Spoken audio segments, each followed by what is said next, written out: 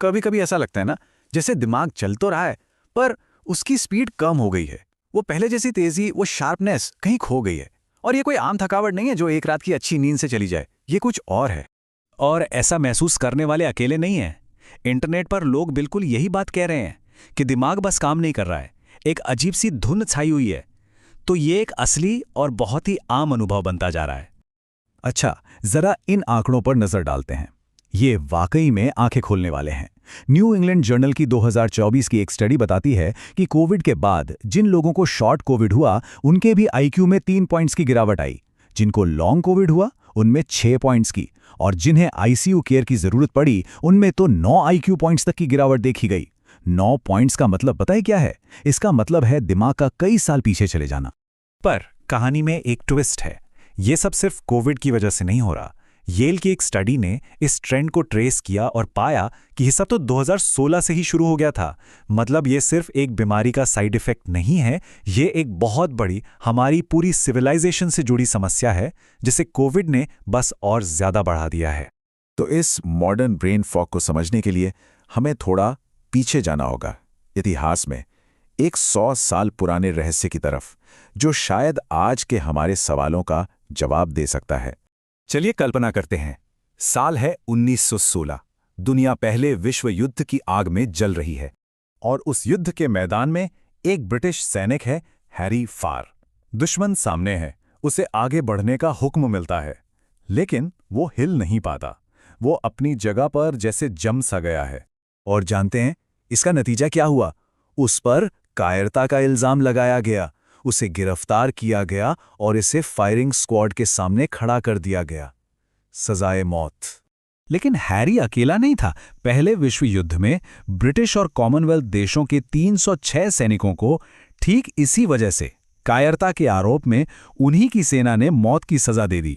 तो यहां एक बहुत बड़ा सवाल खड़ा होता है, क्या ये सब सच में कायर थे, या फिर उनके दिमाग के अंदर कुछ ऐसा हो रहा था जो उनके कंट्रोल से पूरी तरह बाहर था? चलिए अब इस रहस्य के तह तक चलते हैं। हमारे दिमाग को चलाने वाले उस छुपे हुए कोड को अनलॉक करते हैं। सबसे पहले एक गलतफहमी दूर करनी होगी। हमारा दिमाग कोई सुपर कंप्यूटर नहीं है जिसकी शक्ति की कोई सीमा ना हो। नहीं, असल में ये एक बायोलॉजिकल सर्किट है, और हर सर्किट की तरह इसकी भी अपनी सीमाएं हैं। और इसका सिर्फ एक ही मकसद है, सर्वाइवल, यानी जिंदा रहना। और ये सर्वाइवल का प्रोग्राम 2 सिंपल नियमों पर चलता है। नियम नंबर 1, जीवन की रक्षा करो, किसी भी तरह के शारीरिक नुकसान से बचो। और नियम नंबर 2, एनर्जी बचाओ, ऊर्जा सिर्फ तभी खर्च करो जब जिंदा रहने के चांस बढ़ रहे हों। अब जब भी कोई खतरा आता है तो हम सबने सुना है कि 2 ही रास्ते होते हैं, लड़ो या भागो, फाइट या फ्लाइट। लेकिन एक तीसरा रास्ता भी है जिसे अक्सर भुला दिया जाता है, और हैरी फार के रहस्य की चाबी यही है, जम जाओ, यानी फ्रीज हो जाना। ये फ्रीज रिस्पॉन्स कोई गड़बड़ या दिमाग की कोई कमी नहीं है, ये हजारों सालों में विकसित हुई एक सर्वाइवल स्ट्रैटेजी है। जब खतरा बहुत बड़ा और अचानक आता है तो दिमाग का ये फीचर एक्टिवेट हो जाता है। यही हैरी और उन 306 सैनिकों के साथ हुआ था। युद्ध का खतरा इतना ज्यादा था कि उनका दिमाग फ्रीज मोड में चला गया। तो अब सवाल यह है कि उस जमाने के फ्रीज का आज के ब्रेन फॉग से क्या लेना देना है। चलिए देखते हैं कि कैसे ये पुराना सर्वाइवल सर्किट आज की दुनिया में मिसफायर कर रहा है। देखिए, पहले का खतरा कैसा था। जंगल में एक शेर। खतरा बहुत बड़ा था, पर थोड़ी देर के लिए ही था। शेर आता था और फिर चला जाता था। लेकिन आज का खतरा, वो है डेडलाइन, लगातार आते नोटिफिकेशंस, सोशल प्रेशर। ये खतरा छोटा है, पर ये कभी जाता ही नहीं, ये लगातार बना रहता है। और यही असली प्रॉब्लम है। ये जो मनोवैज्ञानिक तनाव का नया शेर है, ये हमारा पीछा ही नहीं छोड़ता। नतीजा, हमारा दिमाग लगातार एक खतरे की स्थिति में रहता है। उसे लगता है कि वो 24 घंटे किसी हमले के अंडर है। तो फिर ये ब्रेन फॉग आखिर है क्या? ये हमारे दिमाग का लो पावर मोड है। जब दिमाग को लगता है कि वो एक ऐसे लगातार तनाव में है जिससे वो बच नहीं सकता, तो वो अपनी एनर्जी बचाने के लिए खुद को धीमा कर लेता है। ये आज के ज़माने का फ्रीज रिस्पॉन्स है। इसे एक आसान से फॉर्मूले से समझ सकते हैं। जब स्ट्रेस और स्टिमुलेशन, यानी तनाव और उत्तेजना, हमारे रिकवरी से ज़्यादा हो जाते हैं, तो पूरा सिस्टम लो पावर मोड में चला जाता है और बस इसी को ब्रेन फॉग कहते हैं। तो क्या हम हमेशा के लिए ऐसे ही रहेंगे? बिल्कुल नहीं। अब हम बात करेंगे 3 साइंस बेस्ड तरीकों की जो दिमाग को सुरक्षा का सिग्नल देकर उस खोई हुई क्लैरिटी को वापस ला सकते हैं। ये समाधान 3 पिलर्स पर टिका है।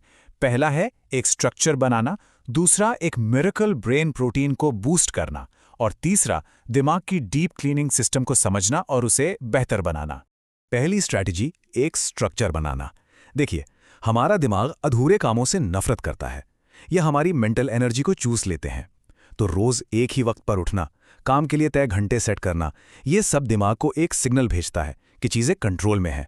और जैसे ही उसे ये सुरक्षा महसूस होती है, स्ट्रेस अपने आप कम होने लगता है। दूसरी स्ट्रैटेजी एक कमाल के प्रोटीन पर फोकस करती है जिसका नाम है BDNF। इसे दिमाग के लिए खाद या फर्टिलाइजर समझिए। ये नए न्यूरॉन्स बनाने में मदद करता है और इसे पाने के लिए कोई महंगी दवा नहीं चाहिए। सिर्फ रोज की 20 मिनट की एरोबिक एक्सरसाइज जैसे तेज चलना या साइकिल चलाना इसे एक्टिवेट कर देती है। इससे याददाश्त और फोकस वापस लाने में बहुत मदद मिलती है।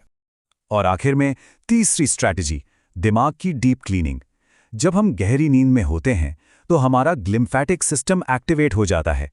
ये दिमाग का कचरा साफ करने वाला सिस्टम है। ये उन सारे जहरीले पदार्थों को बाहर निकालता है जो हमारे ब्रेन सेल्स को नुकसान पहुंचाते हैं। जितनी गहरी और लंबी नींद उतनी बेहतर सफाई। और इसका एक बहुत आसान तरीका है, सोने से 45 मिनट पहले हर तरह की स्क्रीन बंद कर दें। तो एक बात तो साफ है, दिमाग कमजोर या टूटा हुआ नहीं है, वो बस ओवरवेल्म हो गया है, उस पर बोझ बहुत ज्यादा है। तो असली सवाल ये नहीं है कि दिमाग में क्या गड़बड़ है, बल्कि ये है कि इस आधुनिक दुनिया के दबाव से अपने दिमाग को बचाने के लिए लोग अपना स्ट्रक्चर, अपनी वो रूपरेखा कैसे बनाएंगे।